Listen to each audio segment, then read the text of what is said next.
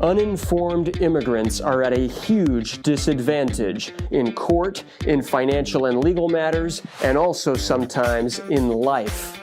Well, what can we do about it? I'll tell you what. We can train, teach, inspire, and empower immigrants to maximize their lives regardless of their immigration status. And that's exactly what we're going to do here. I am your immigration lawyer and host, Otis Landerholm, and this is the Empowered Immigrant Podcast.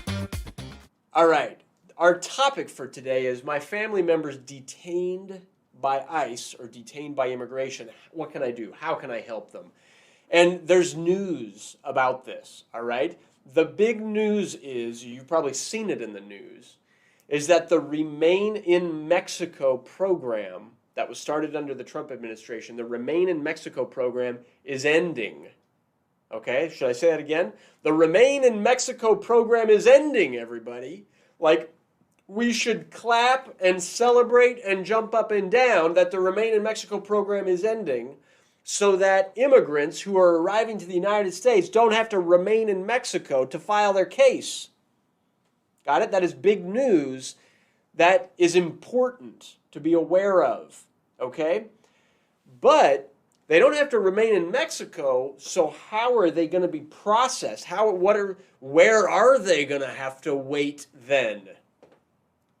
What it really means in practice, it might not feel like good news to people.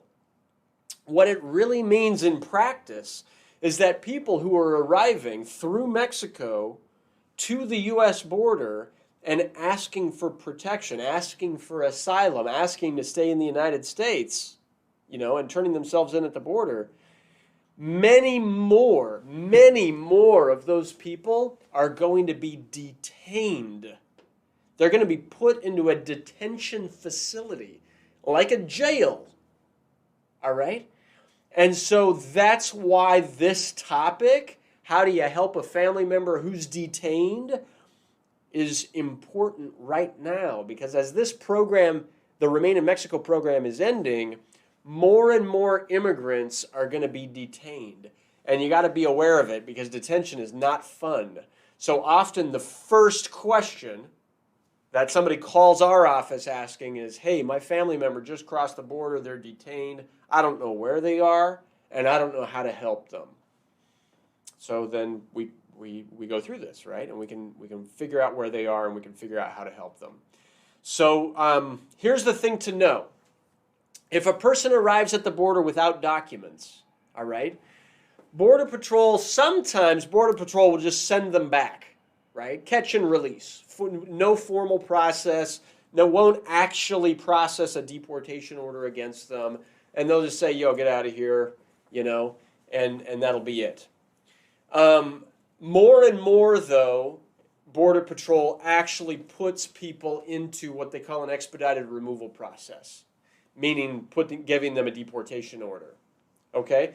And so an expedited removal process, so three different processes. One is no formal deportation process, they just send them back, all right? Process number 2 is expedited removal. Process number 3 is the worst of them, and that's called reinstatement of removal, and that's like they've already been deported before, and now they don't even get a process. They just get the same order of deportation.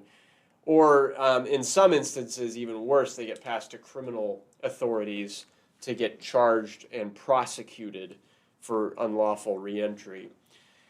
Anyway, so that's if they're in those processes. I don't care which of those processes they're in. A person has the right to claim fear. Hey, I'm afraid. I'm afraid for my life. If you send me back to my country, they're going to kill me. People have the right to say that. They have the right to claim fear. All right? And now, depending on which of the processes they're in, if they're in expedited removal proceedings, they'll be given what's called a credible fear interview. Okay?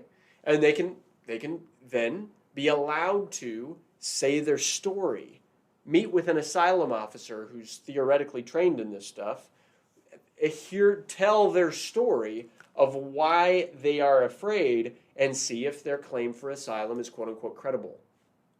All right, that's the credible fear interview process. If they pass that process, they'll get a notice to appear. They might get released, all right, and they'll be put into deportation, full-on deportation proceedings where they can file for asylum and hear their case in front of a judge. If they're in reinstatement of removal proceedings, all right, they've already got a deportation order against them, it's a harder situation for them.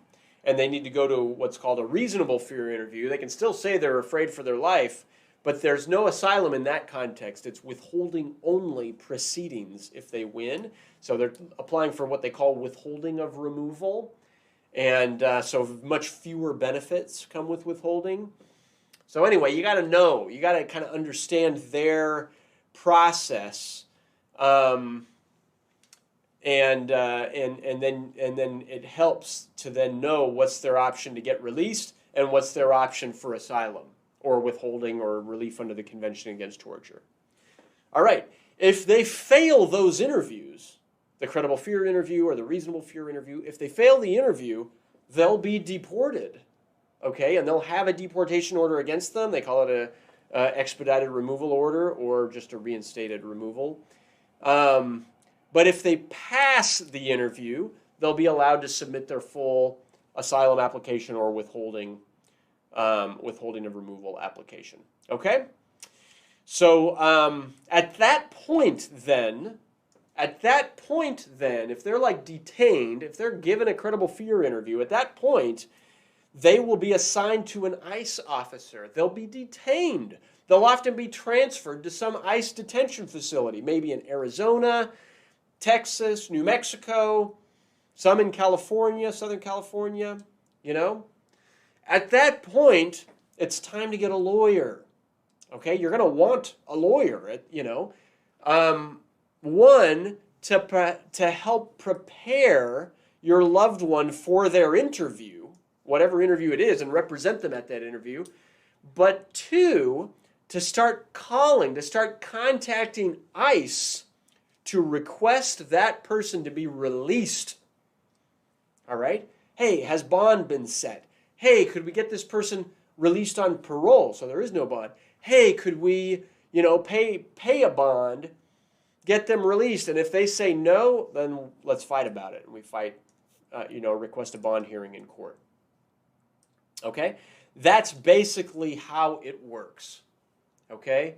If their credible fear interview is successful, people often can get released from detention at that point. But you got to win the credible fear interview first. For the most part. All right? Border Patrol has lots of discretion. ICE has lots of discretion. Sometimes they'll parole people in and send them the interview at a later date. But often, people are detained until their interview. If their interview is successful, they can pay a bond and get released, or sometimes immigration will just release them. If they're not successful, they'll be deported. Okay? And so, anyway, you got to know this. If we're fighting, if your interview is successful, there are certain instances also where the interview is successful and they don't want to release the person. Like imagine, because release from detention is a discretionary thing, right? It's not automatic. And so sometimes we want to show that our client is not a danger. We want to show they've got no criminal record.